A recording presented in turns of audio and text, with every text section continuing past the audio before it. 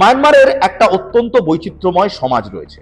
এখানে আলাদা আলাদা প্রদেশ, আলাদা আলাদা এথনিক গ্রুপ থাকে।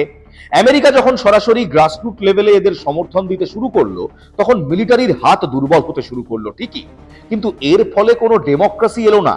বরং তৈরি হলো একগুচ্ছ এথনিক ইনসার্জেন্ট গ্রুপ বা জাতিগত বিদ্রোহী গোষ্ঠী। অর্থাৎ মায়ানমার ধীরে ধীরে একটি আনস্টেবল বা অস্থিতিশীল রাষ্ট্রে পরিণত হলো।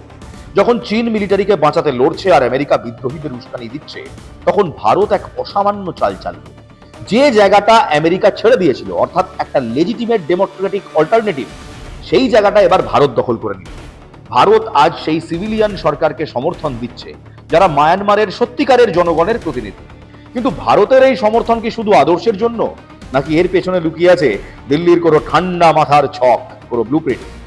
ভারত দেখছে যে আমেরিকা এখন এথনিক গ্রুপগুলোর দিকে ঝুঁকে পড়েছে, সিভিলিয়ান সরকারগুলো এখন দখল করে নিচ্ছে, ওয়াশিংটন তাদের ডাম্প করে দিয়েছে। তখন ভারত তাদের সামনে বন্ধুত্বের হাত বাড়াচ্ছে।